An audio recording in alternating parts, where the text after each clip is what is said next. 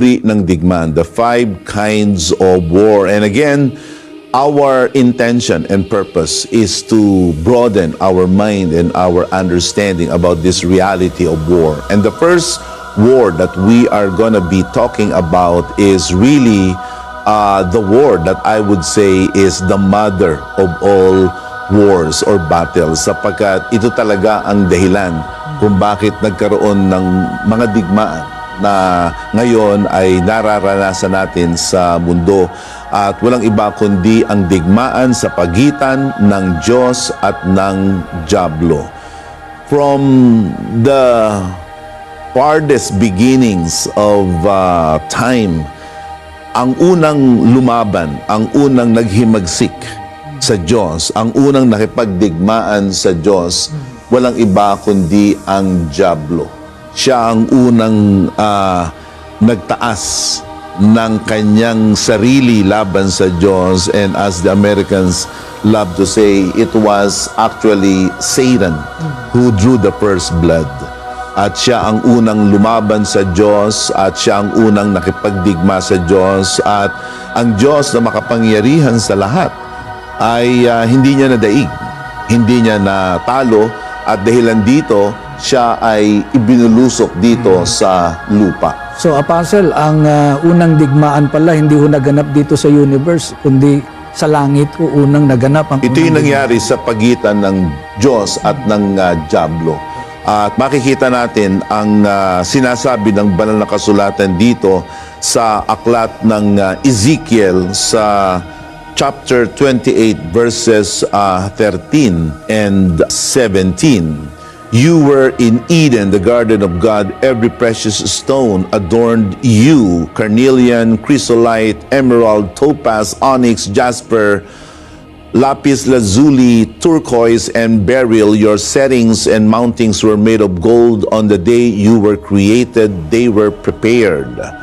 Your heart became proud on account of your beauty, and you corrupted your wisdom because of your splendor. So I threw you to the earth.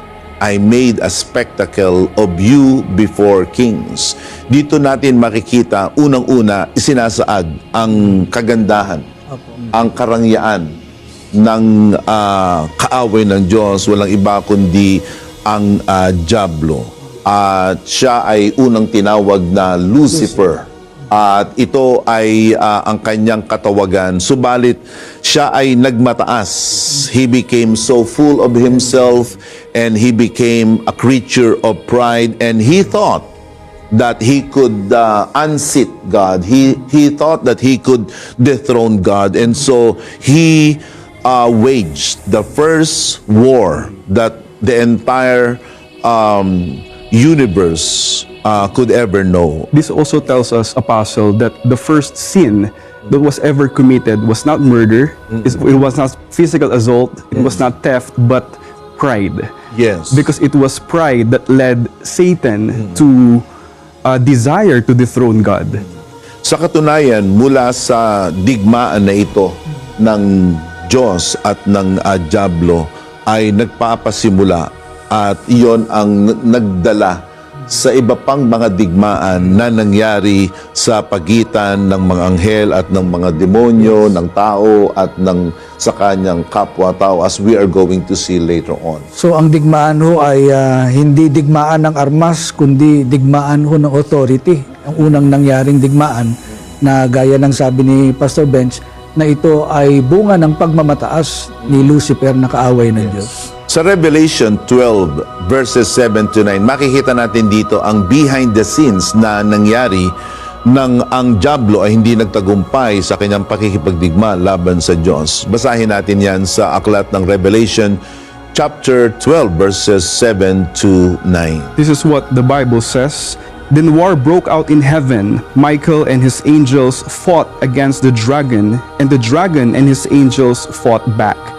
But he was not strong enough, and they lost their place in heaven. The great dragon was hurled down, that ancient serpent called the devil, or Satan, who leads the whole world astray. He was hurled to the earth, and his angels with him. So we can see na si Archangel Michael ang nanguna sa depensa sa langit at sa panig ng Diyos, at sinasabi ng banal na kasulatan na hindi malakas ang puwersa ng dyablo at ng kanyang mga anghel, at dahilan dito sila ay ibinulusok, itinapon dito sa ating mundo, at dito ngayon sila ay namamalagi at dito sila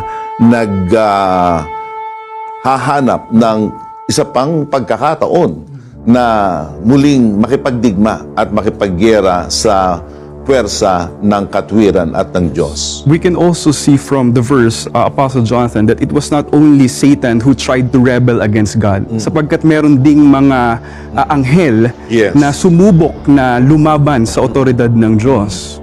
Sila yung tinutukoy actually sa aklat ng Judas na hindi nila iningatan ang kanilang mga lugar sa langit. They did not keep their places and their position in heaven.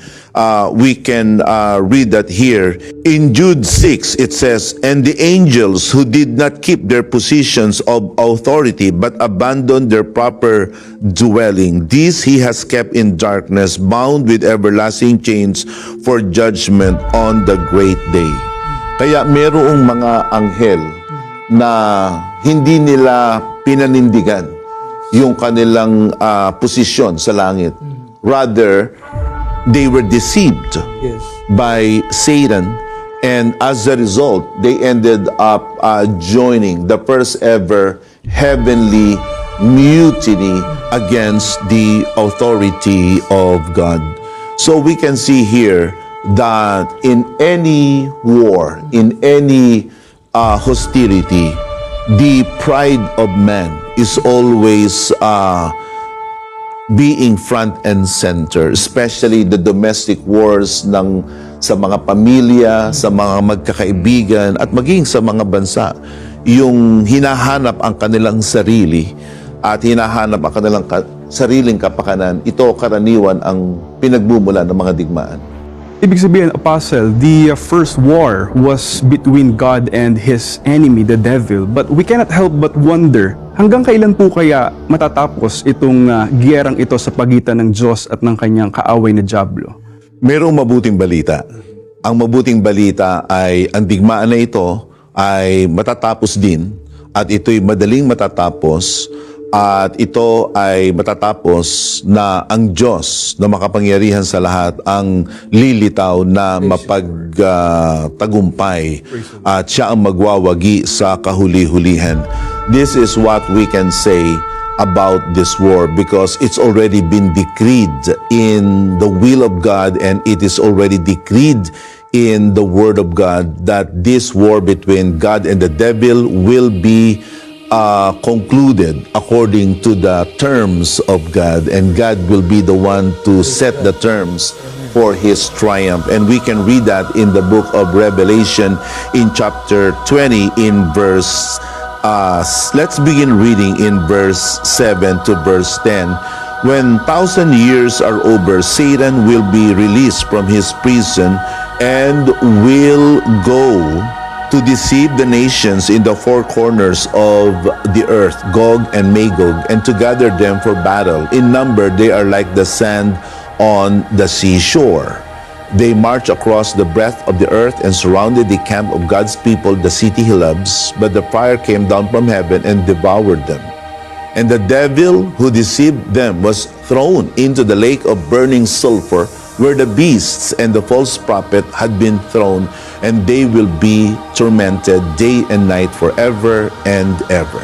So makikita natin dito ang lethal blow that Satan will receive from the righteous Almighty God during the period of the millennial reign, which means 1,000-year literal reign of Christ and the saints here on earth. Satan will be imprisoned for that particular time period, but eventually he will be released temporarily for the wars of Gog and Magog. But this is again a different topic for a different time. But eschatologically speaking, there will come a time, and that time is fast approaching, that Satan and his minions, particularly the Antichrist, the false prophet, and all these demons, they will be defeated once and for all, and they will be cast into the lake of fire, and they will be tormented day and night, the Bible says, forever and ever. Sa kahuli-hulihan, patutunayan ng Diyos na siya ay Diyos. He is our all-powerful God. Sinubukan ni Satanas to dethrone Him, but at the end of the day, He will show us that He is the God who is most powerful and most high.